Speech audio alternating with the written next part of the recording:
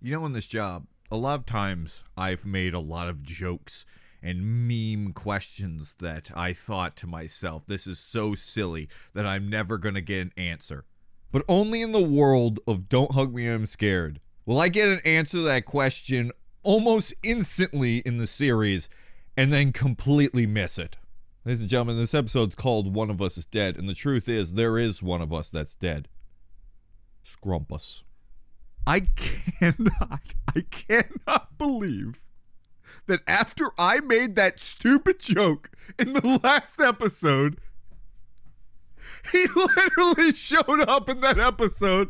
I couldn't believe it. I was awestruck reading those comments. I couldn't believe it.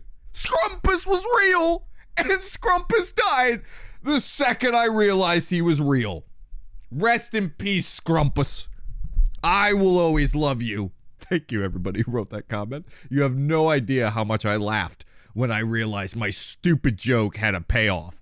Hello, ladies and gentlemen, and welcome to another Ryan Reacts. Today, folks, we're doing something that was highly anticipated on the channel, which is doing some theory videos on Don't Hug Me, I'm Scared. I have now finished the 6 episodes, and may I say, altogether, I will say it. My favorite series I've ever done on this channel, and that's a high bar to hit when you have Gravity Falls on here. It was fantastic. I'm very curious to see what Mr. Matthew Patrick has up his sleeve with these theories. I think with this one, we're gonna have the exact same outcome that I did when I finished it. Because with this one being called One of Us is Dead, I think he's going to say, out of all of them, it's Yellow Guy. I think Yellow Guy is dead, hence the whole battery pack thing. And with that, I came to the theory that Yellow Guy and Leslie are related. That's her kid. The part in episode 5 where they're driving and he's having that daydream of him being in the town, I think that was a flashback, not so much, because Leslie was the only person to truly let out a howling scream that was too realistic, which is why I believe Yellow Guy actually died there and she made the puppet as a replacement child. Hence why she said, "You're not my child." Weirdly a Louis Armstrong voice. So, let's see if for the first time in my life, I can be just as big brain as Matthew Patrick III. God, I hope so. Of course, folks, like check out the rich link, more for retro content creator, link in the description. My God, I thought it was gonna explode. Holy shit, man. My God, that sound effect. In a house of dread. Glad that even tiny red guys looking Lessons pretty dang taught good. will fill their head.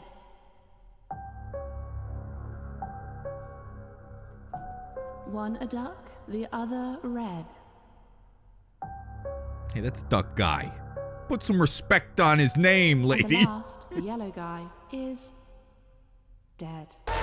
Oh my God, what the fuck, man? Why the hell did you do that? Hello, Internet. Welcome to Film Theory. You've been playing too much goddamn FNAF, Mr. Patrick. God dang it. Oh, you piece of shit. I will remember this, man. I'm gonna be waiting outside your trash can for 7 years till you go out to take that trash, and I'm gonna go raggle fraggle. I promise you.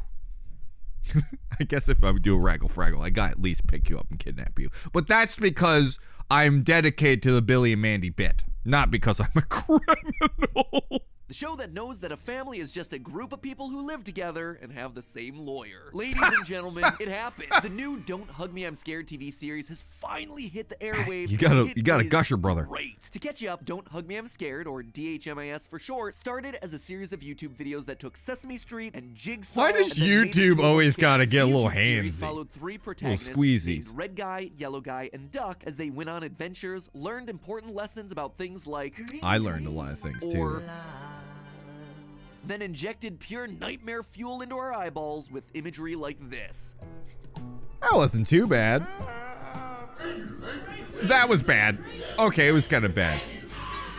But I did learn a lot about being creative. When the series concluded in 2016, most of us thought that it had entered the great YouTube playlist in the sky, lost alongside Niga Higa and Jenna Marbles. You know what I love about Don't Hug Me, I'm Scared? The fact that the first episode really sums up all the other episodes. The whole first episode is talking about when you get creative and then you try to get too creative and then it gets dark because dark seems more artsy than any other type of topic. That you end up making it way more dark than it has to be, and then you go, oh shit, what the hell was that about? And that was like Don't Hug Me, I'm Scared, like the original in a nutshell, all explained with the first one. And even now, they can't help themselves. They get a little too creative. They're gonna get creative. Whenever the algorithm sensed that we were starting to get nostalgic. Or at least that's the way it was supposed to go until Don't Hug Me did the impossible. I don't know if it's the algorithm or a if it's just TV people show. start Earlier this getting year, it. The creators managed to wrangle I think it together just takes a real one little 6-episode light of the DHMIS fire. TV series on the British Channel 4. And after watching it, I gotta say, it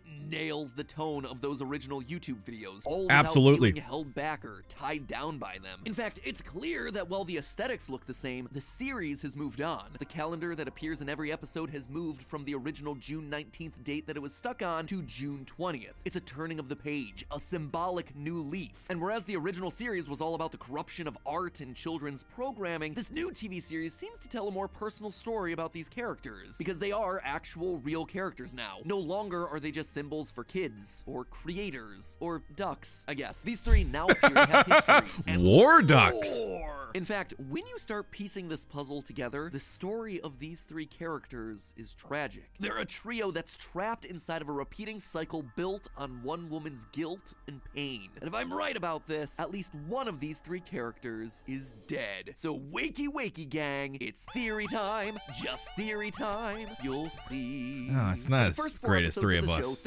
Really got to work on that one, but that was... No, I didn't feel that jig at all. The first song made me want to twerk every single time. That made me want to, like, sit down and rest my bottom. Or at least as normally as they can for the world of DHMIS. Our three characters start each day. Also, guys, I'm just warning you, I'm probably gonna be more quiet than usual because, like, you know, an anthropomorphized object that's there to share some twisted that's me lessons sucking about in topics knowledge. ranging from jobs. Sorry, we had to cut out a bit. I may have done a bit.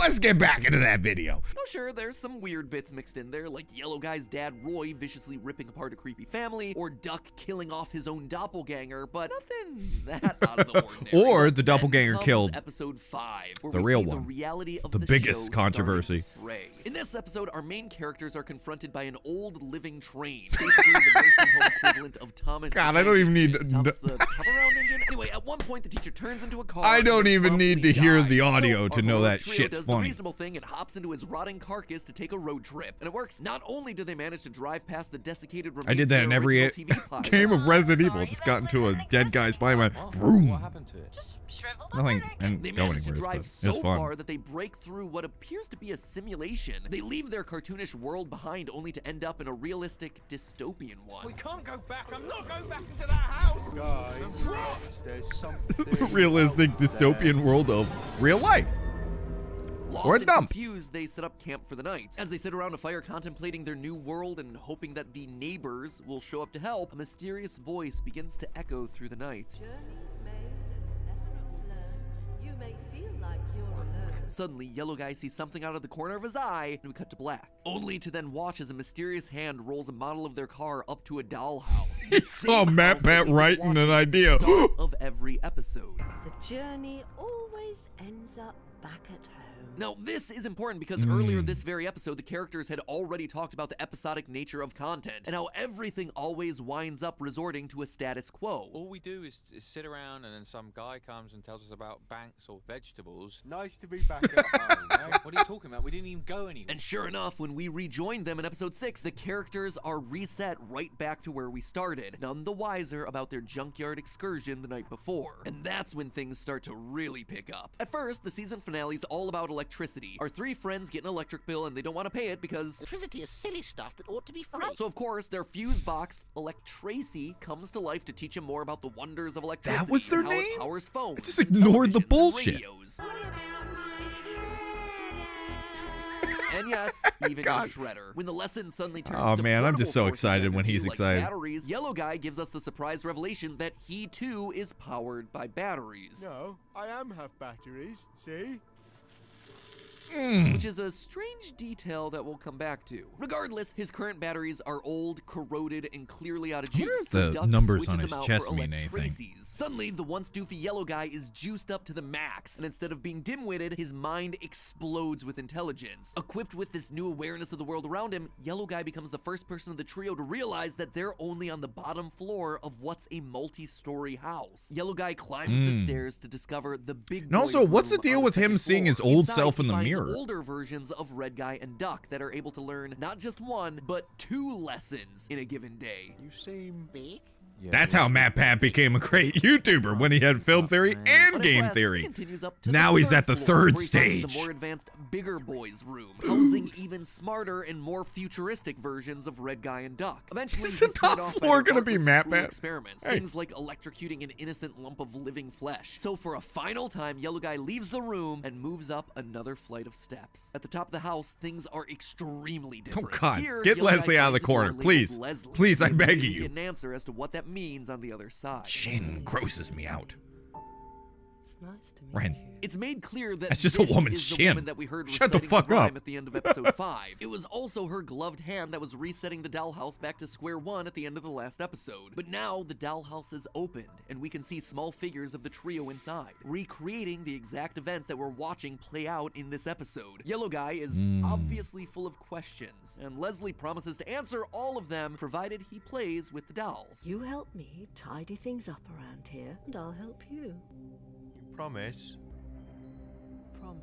She then produces a large leather-bound book covered in a wacky-looking code before sending him back downstairs to his friends. Right as he's about to read it, Duck and Red Guy rip the batteries out of his chest in order to power the house. Yellow Guy forgets what the book was for in the first place and decides that it's something. Incredible. The season ends as the 3 friends cheer at the destruction of the book, so close to answers, or even an escape, but instead trapped inside their ceaseless prison once more. Making matters worse, Yellow Guy If she agreed to give him answers if he would play with the dolls, does that mean there's a chance that Yellow Guy is Roy? And that Roy is Yellow Guy and Yellow Guy is Roy, thus hence why he ends up being the guy who controls everything? Because we don't know what Yellow Guy's name is. He could easily be Roy Jr. What if the web series is next and the Roy that Red Guy stopped was Yellow Guy because he's dead? Shit, I just frickin' had a theory that probably is going to be debunked in 2 seconds from one person's comment. I'm right, actually. Roy's head is a oval and Yellow Guy's head is round. Heads don't change when they age, Ryan. And I just will cry. Stuffing tater tots in my mouth because it's the only way I can feel joy anymore. there was yet another level to the house that he never got to. It's an incredibly Yeah, sad I noticed that at the real very end, ending to the too. Season, which leaves us on this unusual cliffhanger. Can Yellow Guy make the journey up the stairs again? Based on the pictures that we see behind him hanging on the wall as he goes up, we know that he's made this journey before. Hopefully Oh, there's a second shit. season where he's able to do the whole thing again. In the meantime, though, we're left with a lot of questions. The first and foremost being, who is it the or roof? What is Leslie? What's up there? She's the only human character that we Oh meet in my all of God, DHMIS, what did which you in and of do with itself that is picture? odd. Her design Ah! is also noteworthy. Ah! It's a bizarre mix of puppet and flesh. She's clearly a human, but her coat makes her look like one giant Muppet that's covered in fur, and her face has been stitched Oh with my scars God. like a creature that's been sewn together. More importantly than her design, though, she acts like the puppeteer for this world. She's the one that's turning the crank at the start of every episode. She also appears to be controlling the actions of all the others through her miniature figurines. And when one of the dolls breaks, she has a drawer full of replacements. Oh, sorry. Don't worry, I always make sure that I have plenty of backups. Well, I suspect that I know what's going on here, and it all begins with one key line. As Leslie sends the Yellow Guy on his way, he asks whether he can stay on the top floor with her. She immediately rejects the idea by shouting, You're not my real son! Only joking. At first, this just seems like a random outburst, a combination punchline. That's exactly what I was thinking too. I think that this is actually the key to understanding everything about this new series. Taking Leslie at her word here, Yellow Guy isn't her real son, but he's close. You see, I suspect that Yellow Guy represents Leslie's real son named David, a son who died.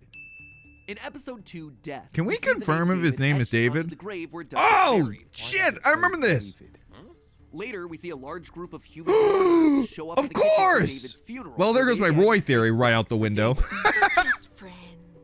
friends of David. It wasn't called David. So, what would make me say that Yellow Guy is David? Well, take a look at what's stitched into Yellow Guy's overalls. On the front pocket, there's the large... Oh my and God, at the of foot Yellow Guy's course! head, the letter D again. In episode 3, Family, Yellow Guy is even given a special locket with the letter D engraved on it. Over and over Well, again, to Yellow be Guy fair, and he the has a letter D on D his are chest, connected. so. D for David. But the connection between the two probably goes could well just went beyond just D. the letter. Going back to the death episode, when our happy trio first show up at the cemetery, the coffin assumes that Yellow Guy is the one who died. Don't tell me. I'm good at this.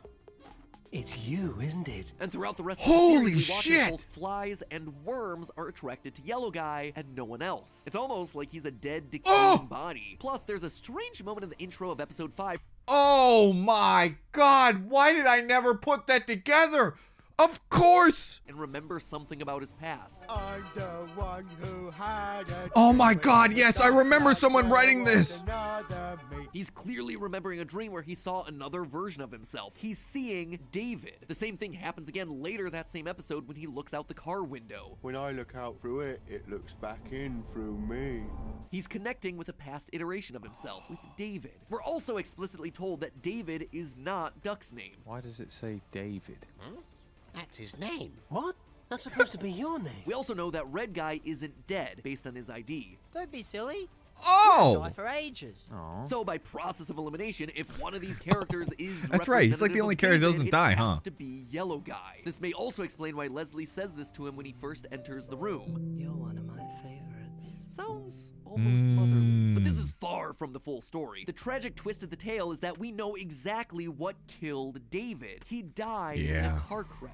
In episode 5, when Red Guy tells Yellow Guy that they're going to be part of a Anime car community, crash. Yellow Guy fantasizes about living in a new city named Mulhoven. He imagines joining a neighborhood, befriending the people of the town. Yellow Guy then moves into a new home where Red Guy's his neighbor and Duck is his pet. I wonder if he's gonna Everything mention is the fact great that Roy's until the like a clergyman skin offers color Yellow Guy and a is in this bird town. as a welcome present. The bird flies away and Yellow Guy gives chase into the street. From there, you can guess the rest. Yellow Guy is hit by a car. I suspect that dream sequence may be more true to life than we initially expect. Listen to the narrator of that little story.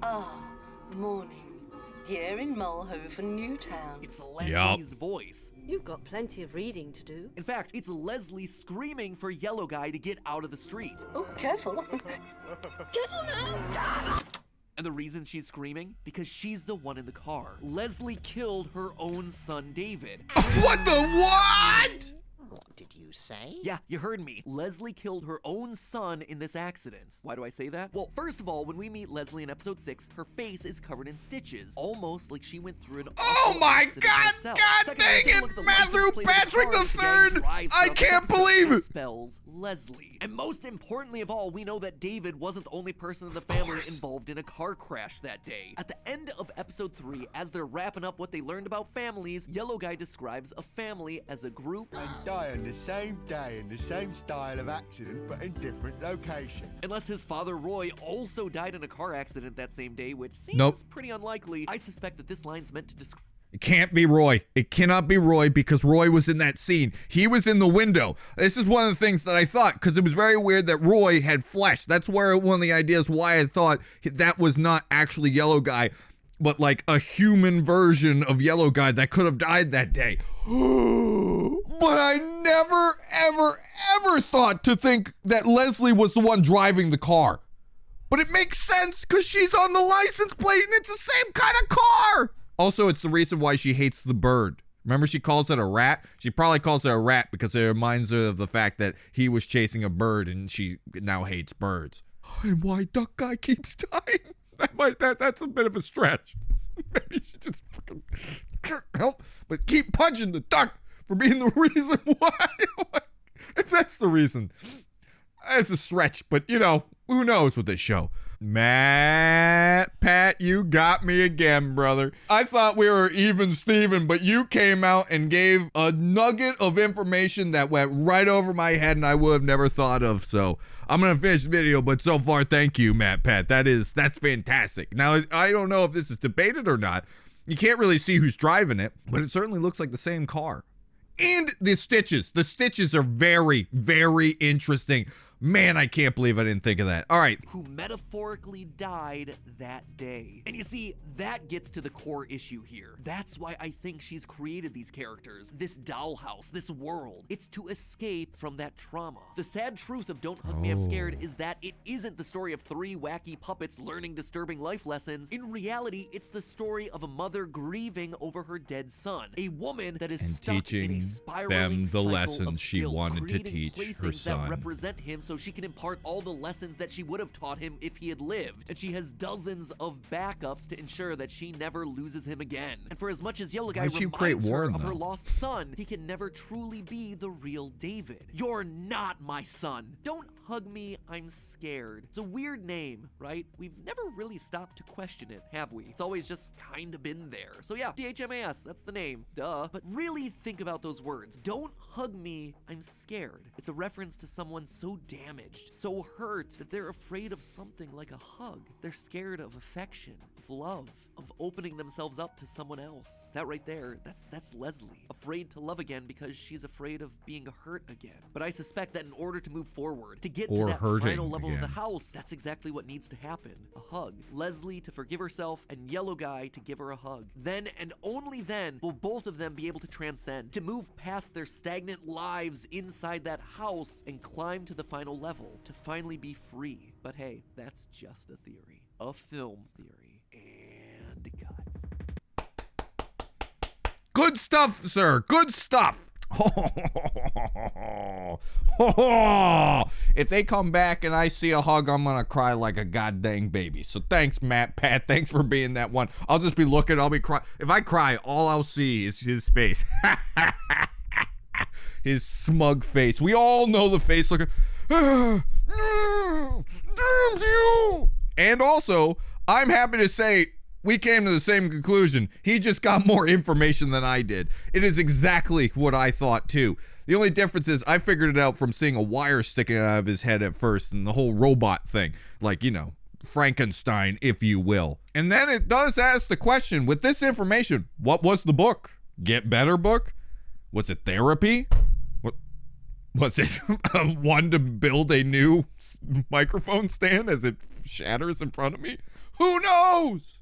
Or maybe there was nothing. Maybe the book was written in scribbles and gobbledygook because it was all gobbledygook. That information is all gobbledygook because you learn and learn and learn and you still die and nothing changes. Oh, wow, that's so good. Oh, wow, that's so good. I keep thinking, oh, man, my brain's running at 1,000 miles per hour trying to put this all together. God dang, Matt. Thank you for this great video. You have given me some answers to questions I didn't know I had. But this was just a great video. So I'm literally sitting here in silence just for like 10 minutes trying to put things together. I'm curious where this is going to fit with Red Guy and Duck Guy. I feel like they're going to have some sort of important information. Like, why is Duck Guy been in the war? Is it just a joke? Who knows? Is Red Guy just their neighbor? Why in even the flashback did Red Guy look like a Muppet, yet everyone else didn't?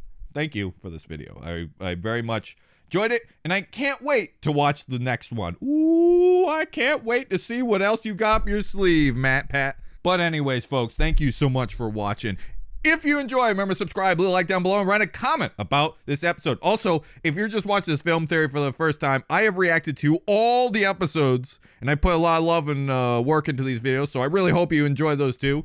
They, by far, are 6 of my favorite videos I've ever done, and I loved it. I loved watching that series, and very rarely do I finish something and I want to watch it all over again right afterwards. But anyways, folks, thank you so much for watching. I'll see you in the next one. Bye, everyone.